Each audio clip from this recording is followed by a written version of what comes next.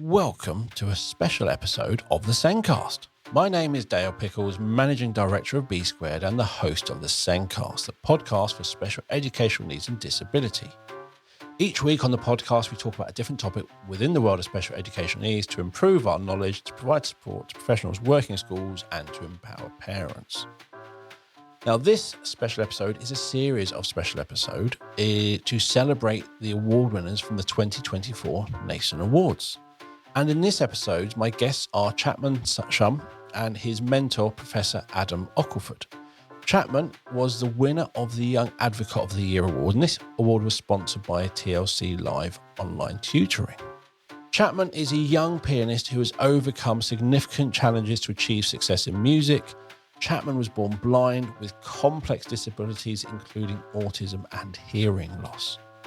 The Nason Awards, organised by Nason, celebrate outstanding contributions to the education support of children and young people with SEND. These annual awards recognise individual schools and organisations that demonstrate exceptional commitment to inclusive education and the advancement of SEND practices. And Nason is a charitable organisation that supports children and young people with SEND. And Nason's goals include influencing government policy, providing information, training resources to support practitioners, and contributing to the debate and affecting change to improve outcomes for children and young people. You will find links in the show notes to find out more about the work Nason does, their CPD and events. Now, let's get on with the podcast.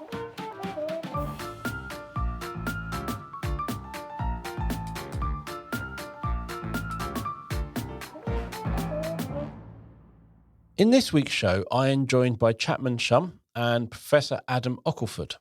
Chapman won the Young Advocate of the Year award in the recent Nason Awards. The judges were extremely impressed following Chapman's journey of using his musical talents to challenge stigma and stereotypes of children with SEND, fundraising for good causes, raising awareness for equality among children with SEND, and inspiring those facing difficulties. Chapman makes an impact on the SEND community with his persistence and his encouragement of others to step out of their comfort zone. His outstanding performances have garnered significant attention and media coverage, with him being featured on BBC News 3 times in the past 12 months. Adam Ockleford is a professor of music at the University of Roehampton in London and the founder of the Amber Trust.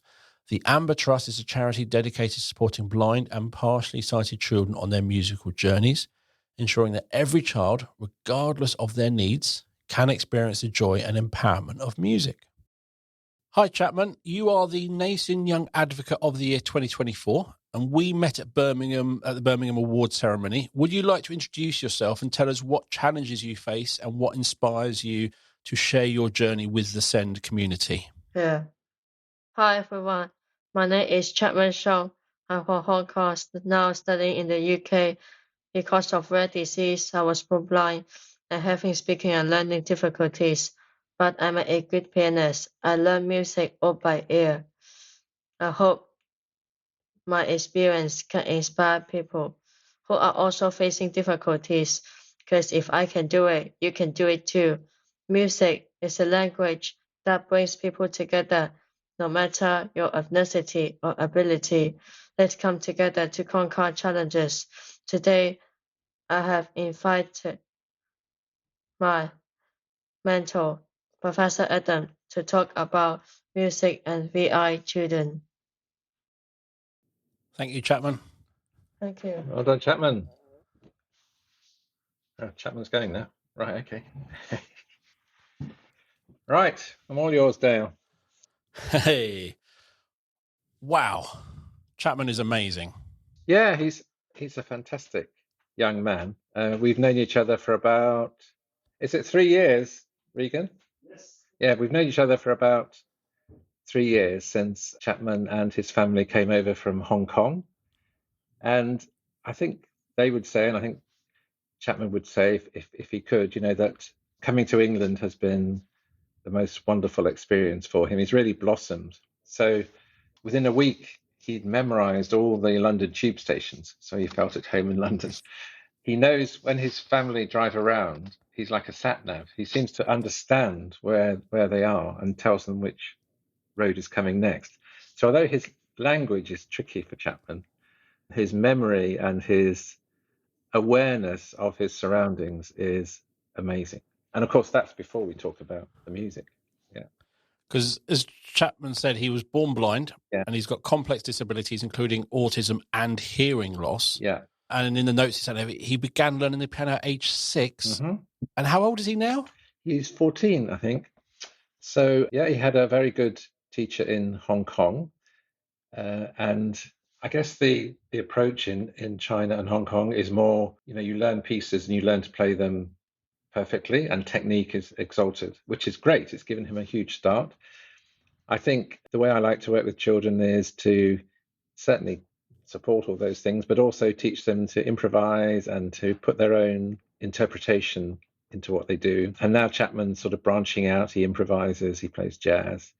And I think that just gives him a greater breadth of possibilities for performing, which is really important, of course, because the number of opportunities for classical pianists is tiny, but the number of people, if you can play by ear the latest number one, if you can go and play a bit of jazz and a bit of folk and a bit of this and that, then suddenly there's lots and lots of options open to you. So, for example, some of my other pupils, they, as well as doing concerts, they also play in homes for people with dementia, for example, play in earlier settings, play in schools, play in shopping centres. And so Chapman's already taking full advantage of community music making, which is really great. Wow. So Chapman is a member of NOYO, which is the National Open Youth Orchestra. That's right. Yeah. So this is an inclusive music making initiative, which is based actually around the country, and then they come together once a year as a national orchestra. And it's really part of the whole move to music and inclusion, I would say. That's really taken off, I think, in the last 10 to 20 years. I think the work that I've done with colleagues shows that even quite serious, severe levels of disability need be no barrier to making music at a high level. And Chapman really exemplifies that. When you hear him play later, people will be amazed at his virtuosity, about his understanding of music. And so often, if there's one message I always want to get across, it's just don't stereotype. In other words, when I go into a special school with children right across the spectrum of ability, from profound disabilities to high functioning autism, none of those disabilities, those learning difficulties, necessarily have any impact on musical ability. And so very often within a class of children with a whole range of different needs, there might well be, really advanced musical abilities going on, but they're not necessarily recognized. That's the tragedy, I guess. And I think we make lots of assumptions that because they can't do X, they definitely can't do music and things like that. And I'm a governor of a special school, and at the special school I'm a governor at, there was just left in year 11 a blind pianist. And again, he got led up on the stage, and he needed that support, sat down at the piano. Yeah. He needed no support from that moment on. Yeah. And it's amazing that actually what that boy created was phenomenal. Yeah. It was amazing to hear. And it just really showed you that, due to his disabilities, he needs support in some situations, but not every situation. No, and I think in a way it can be a great way of understanding the social model of disability. So I do a lot of work with a guy called Derek Paravicini, who's like Chapman, but he's in his 40s now. I've worked with him for literally 40 years. So wow. My wife, that's what my wife says. Wow, yes. Been married about 40 years as well. Too many people in our marriage, she says. Anyway, no, Derek's great. Anyway, we go all over the world performing and giving lectures, and Derek has the most fantastic life because of his music. Anyway, last year we were invited to the hallowed halls of Harvard University in Boston to give a lecture recital. And I remember saying, so with the room stuffed full of professors and things, and there was Derek. And I just said, I want to explain or try to get you to rethink ability and disability. So I told them when we were coming through the airport how very, very disabled Derek became in a strange environment with lots of sounds he didn't particularly like. He hated having to take off his shoe, all those things that he really hates. And he became a very disabled person because of that environment. And I said to the audience, of course, for you, that would be just it's not a problem. You're fully able in that environment. But now let us come to today. And Derek was sitting at the piano. I said, right, I want any of you to pick the most remote, unknown piece you can possibly think of on your phone and come and play it to Derek, and he'll play it back for you. And they did. And then I said, so now who's got the disability and who's got the ability? Because no one else in the room apart from Derek could do that. So in effect, if I asked them to do that task, they'd all be very disabled, wouldn't they? Because they couldn't do it at all, couldn't even begin to do it. And yet Derek did it easy as breathing. Literally, he didn't even think about it. And so I think it just nicely shows how even with quite severe disabilities, the environment can be a huge, huge factor, and people's attitudes can be a huge factor in determining what is ability and what is disability. So you are the founder of the Amber Trust, which is a charity supporting blind and partially sighted children with music. Yeah. So in fact, we started Derek's family 30 odd years ago now. They wanted other children who couldn't see or couldn't see very well to have the same opportunities that Derek has had. And so we set up this little charity, and it sort of bumbled along. And then in the last 10 years, it's really taken off. So we support almost coming up for 800 children across the UK in their pursuit of music. And that can be advanced musicians who are up to the age of 18, who are going on to the conservatoires, who are going on to study music at university, who are going into the profession, equally valued and equally funded as young people who are using music to learn to speak, for example, perhaps like Chapman, whose language is just starting to come now. So music can be a huge, it's both a value in its own right, as a wonderful means of self-expression, as a means of self-fulfillment. But for many of the children we support, it's also a way of scaffolding other learning, particularly language, social skills, and understanding, I would say. So it's a most wonderful charity. We know, because it's small, we know many of the families we support, and they're very supportive of us. And we support children all the way through. So we could support from birth up to the age of 18. So it's lovely to see how the children progress over the years. And it's a great comfort to families to see when they first have the news, perhaps their baby can't see. It's devastating, of course, but then they can see a possible route for their child to be really fulfilled, extremely happy, and have a huge and wide circle of friends, which music brings. And I think that's a really wonderful message for children coming up through the system. It is. I think, as soon as somebody is visually impaired, certain things are kind of off limits. There are things they won't be able to do, but there are lots of things they can still do, but you probably don't realize it. And music is definitely one of those. Yeah. When I started out, I was really afraid of falling into the old wives' tale thing, saying, well, if you're blind, your hearing must be really good. And of course, it's not quite as simple as that. It's complicated for lots of reasons. So for someone like Chapman, physiologically, his hearing isn't that great because he has a syndrome, which means his hearing is affected as well as his vision. But the way his brain processes what he hears is amazing. And it's that added functionality of processing sound that really is affected by blindness, particularly from birth. And really a lot of that auditory development happens in the first 12, 24 months of life. And an exceptional musical ear like Chapman's will already be there by the time he's about 24 months. Time and again, you see blind babies coming up, and by 24 months, they have this thing called absolute pitch. So any note, any sound in the world, they know which key on the piano to press, for example. And it's a huge compensation, really, for not being able to read music. They can hear the notes rather than having to decode them through vision. Wow. As well as the Amber Trust, you're the creator of the Sounds of Intent framework. So that is something we're adding into B Squared, and we're working with you on that. Great. I'm really pleased. Thank you.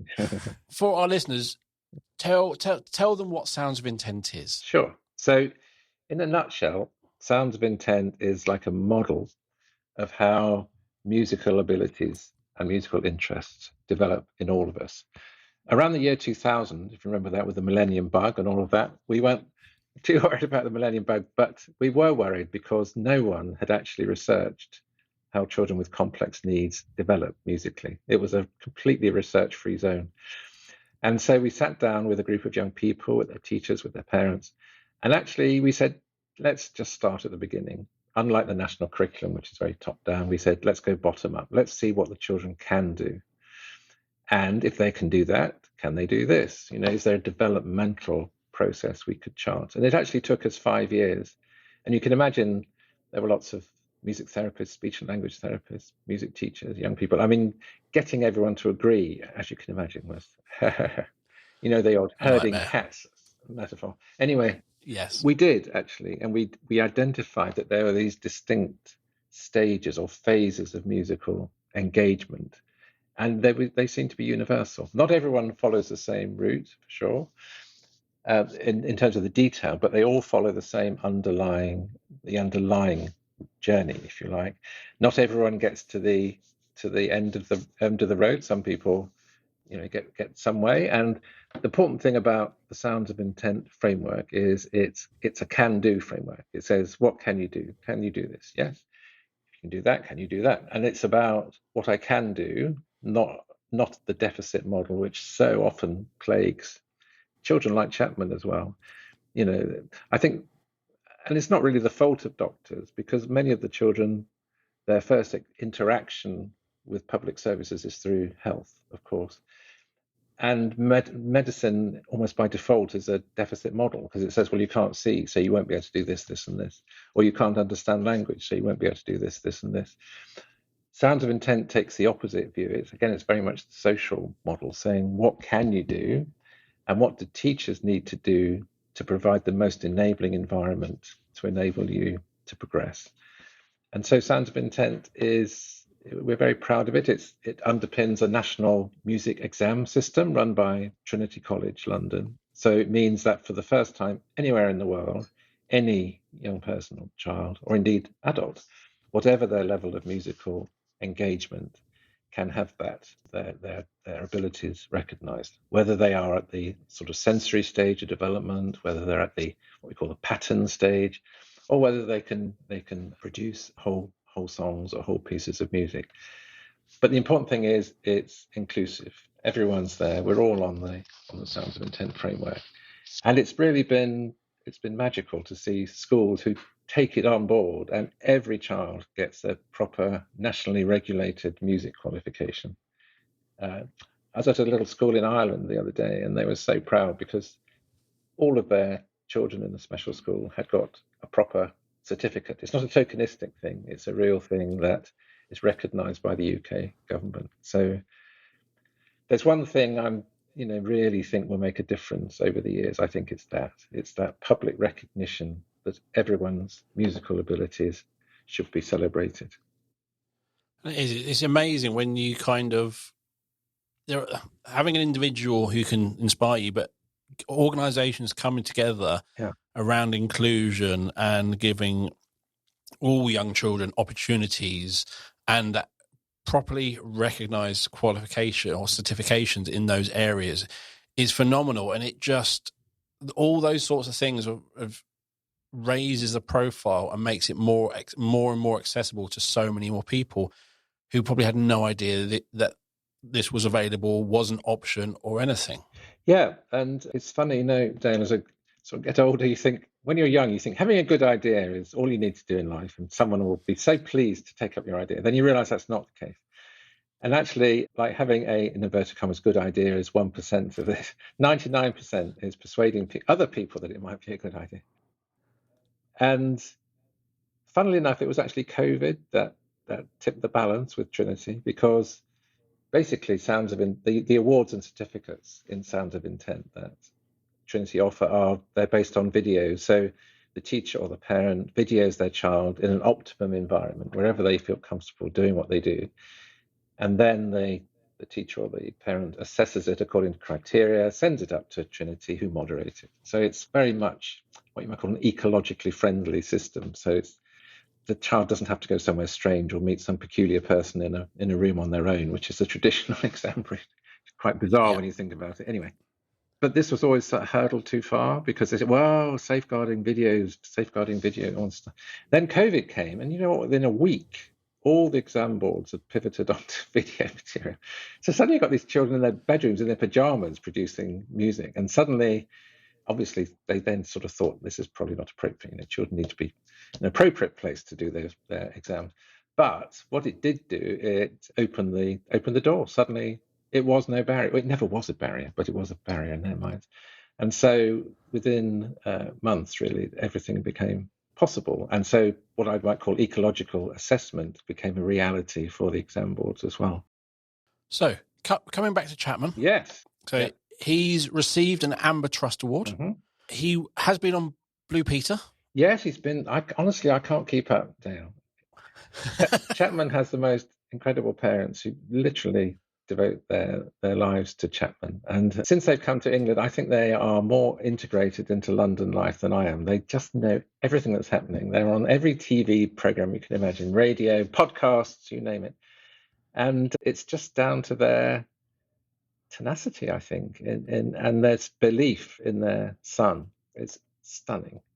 And it's people, because they're so outgoing and friendly and warm, and Chapman picks up on that I think people like to be around Chapman, and they feel inspired by him, and he gets the buzz from that. And so it's things like Blue Peter are, have been part of that journey. And also, so you've been given a list of things he's doing. So he's doing a fundraising concert for Clarity and the Special Olympics at the Queen's Theatre in Barnstaple in February. Right. The National Children's Bureau Changing Narratives Theatre performance at Chicken Shed Theatre in February. Yes. The Amber Trust annual concert in May, another one at Riverhouse Barnes Art Theatre in Walton-on-Thames in October, the No-Yo London performance, yes, and Life, which is a London youth folk ensemble. Oh, yes. By the Oak in July. So, as you said, his family are ferrying him around everywhere. Yeah. And it's amazing. It is amazing. And one of the most extraordinary things is that even, I work with some very severely autistic people who people think they wouldn't possibly want to do things in front of other people in public. And yet, so many autistic children who find one-to-ones really difficult, put them in front of an audience of 500 people and give them a microphone and they're off. It's like this alter ego takes over. And actually, obviously, one's always very careful for the first time doing a concert, but you just get a sense of when the child has that performing gene, that instinct. And Chapman absolutely loves it. And that's the main thing. He gets a huge buzz. And because he's enjoying himself, and because he's such a good musician, other people in the audience pick up on that. And so it's a reciprocal thing, and he learns such a lot from all the interactions. Derek, the older chap I work with, I mean, he's got severe learning difficulties. He's got an IQ of 58. So, he left school with quite a lot of echolalic kind of speech and certainly no literacy or anything like that. And yet now he can hold his own in a conversation. He can enjoy lots of varied social occasions. And that's all because he's had the opportunities through his music making to meet literally thousands of people, to interact with them in these micro ways you do in public for a few seconds. Yep. And it's that has made him the man he is today. And it's the same for Chapman. You can learn so much in a classroom, not a lot sometimes, because whereas a sighted child typically developing would be able to learn an abstract concept and put that into real life, people like Chapman and Derek and the others, they need to experience real things in order to learn. And that's the genius, really, of Chapman's parents. They just get that. And so they give him lots of very carefully scaffolded experiences, but experiences where he can be himself and learn from these micro interactions with other people. So I take my hat off to them. They're not in the room, by the way, I should say. Yes, Chapman's not in the room, but he will be coming back shortly to perform some music for us. Chapman performed back in October at the Nason Awards ceremony. Right, yeah. And it's interesting, as you were saying about that performance thing, there is something about maybe it is giving them the microphone or sitting down at the piano, which is just, if you kind of put a bubble in it, it's comforting. It's safe. I know what's going to happen. I know the piano's going to make. It's just and almost like you can forget about the wider where you are. And it is really, it's amazing when you sit there. And again, one of the things I think about that whole visual impairment is going back to me being in Harvard and just walking onto that stage and seeing would make you really, oh my gosh, I'm in here. But when you're blind, you're not also having those feelings. Yeah, I think that's true. I think there is an element of that not seeing 500 people staring at you is probably a good thing. On the other hand, I think people like Derek and Chapman, they're so tuned into sound. They know the size of the occasion. You can tell if it's a big auditorium, a little auditorium. You can tell the kind of tiny noises that people make as they shuffle their programs and stuff. And you can probably really notice the quietness as soon as you walk on stage. Yeah. Are they still talking, or they just gone really silent? And you can probably tell what type of silence it is. Yeah, absolutely. And you can hear a pin drop, when these children perform, because they are amazed. And I like to think that maybe they come out of curiosity to see how can someone who's blind and maybe got a hearing impairment and autistic and got learning difficulties, how can they possibly play complicated music? But then I think after 30 seconds, they've totally forgotten that and get absorbed in the music. I remember it's incredible social change, say in Derek's life of 40 years of public performance, how things have changed. I mean, to put someone like Derek in the public gaze 40 years ago was, people thought they just somehow felt it was inappropriate, because it was like a performing monkey. He can't consent. He doesn't know what he's doing. Who am I? Is it an extension of my Adam's ego to put this little boy in public? And I said, hold on. If he was an ordinary little kid who could see and talk and everything and had that talent, wouldn't you give him the opportunity to perform in public? And of course they said, of course we would. So I said, well, you're just his disability, you're discriminating then, because you're saying because he has a disability, a severe disability, he shouldn't be in public. And that kind of twisted the argument. And now I think because of people like Derek, people like Lucy, who was on the piano, won the piano competition, that made it possible for her.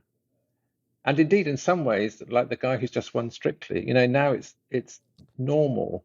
It's absolutely something to be celebrated that someone with a severe disability can be a public celebrity. It's not something you have to hide away. People's attitudes shouldn't be a barrier. And I think the whole movement has gathered pace, I think, now. And people really love to see people who do have disadvantages doing public things. I think being seen, being on TV, being around, helps people be aware, and we all learn. That's what's interesting about celebrity with various disabilities people with disabilities who've been on celebrity over the years. Yeah. Every year we're learning how they access the world.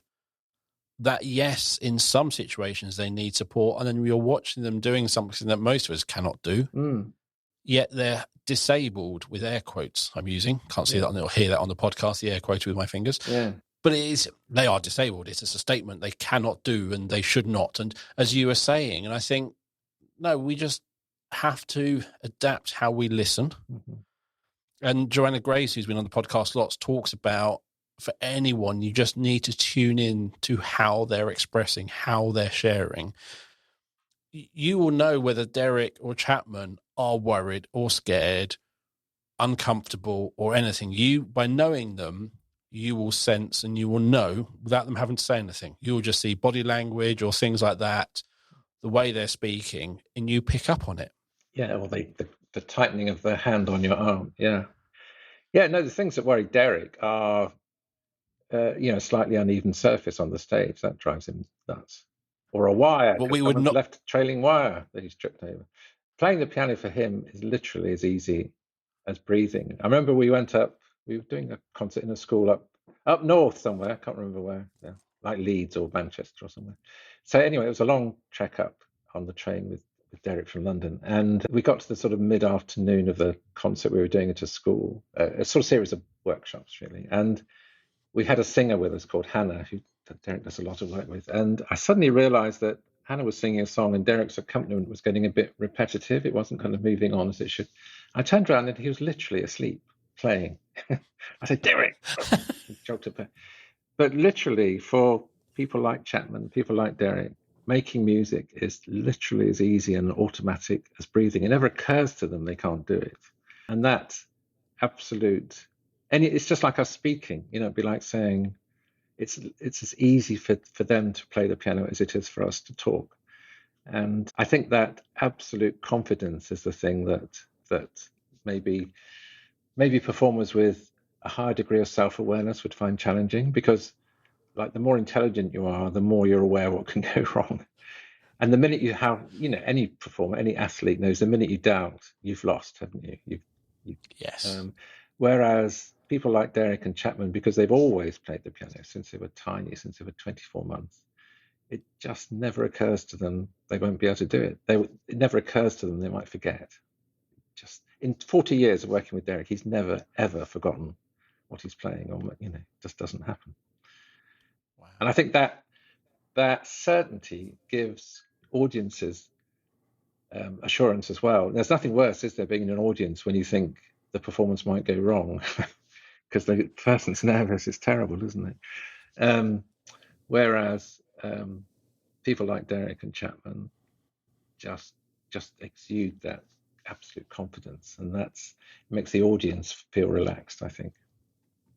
And it also, at the end of that performance, they're probably going, I think you probably are, people in the audience, some people are just going, oh, they're going to play the piano. Others going, oh, is he going to play the piano? Mm.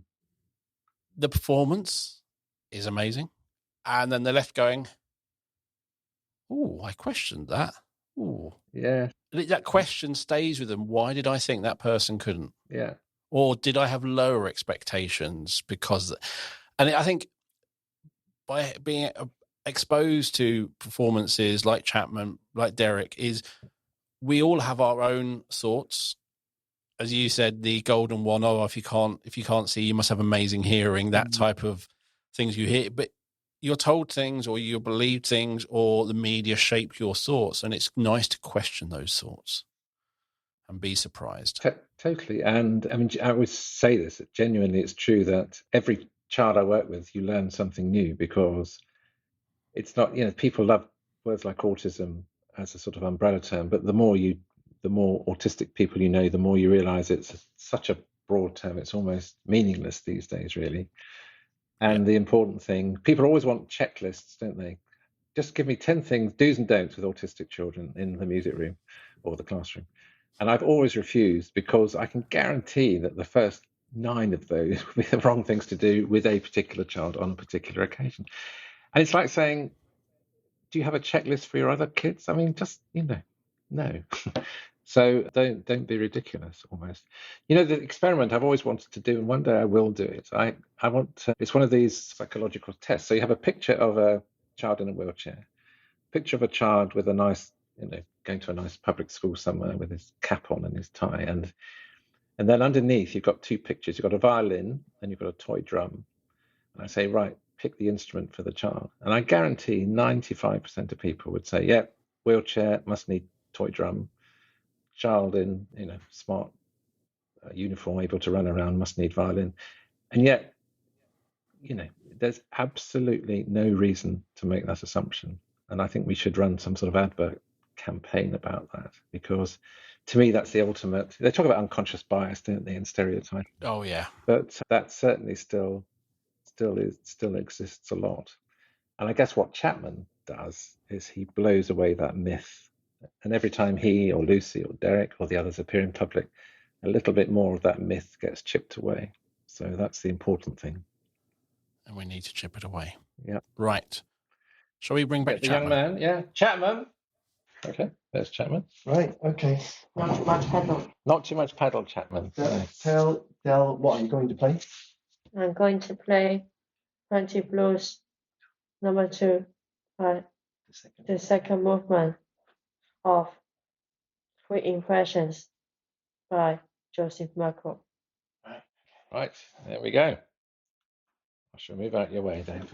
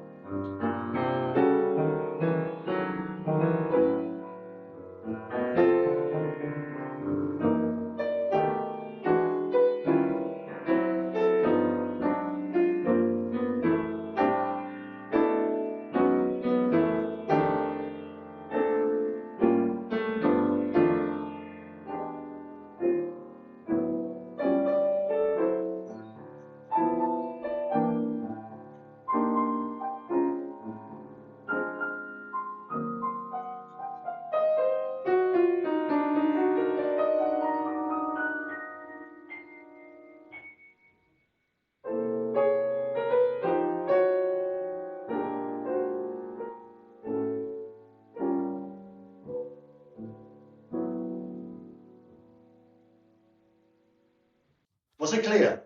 It's very clear. Thank you. Right. So thank you. Thank you. You know. Thank you, Chapman. Brilliant. Thanks, Dale. You will find links in our show notes to find out more about Chapman's journey and the Amber Trust. And you'll find the show notes, as always, wherever you listen to the podcast or on our website. So thank you for listening to the show. If you want to get in touch, let us know your thoughts, suggest topics or anything else, please message us on social media or send an email to hello@thesencast.com. The Nasen Awards are organised by Nasen, and they celebrate outstanding contributions to the education support of children and young people with SEND. These annual awards recognise individuals, schools and organisations that demonstrate exceptional commitment to inclusive education and the advancement of SEND practices. And Nasen is a charitable organisation that supports children and young people with SEND, and Nasen's goals include influencing government policy, providing information, training and resources to support practitioners, and contributing to debate and affecting change to improve outcomes for children and young people. You'll find links in the show notes so you can find out more about the work Nasen does, their CPD and events. Thank you for listening. We'll be back soon with another episode of the Zencast.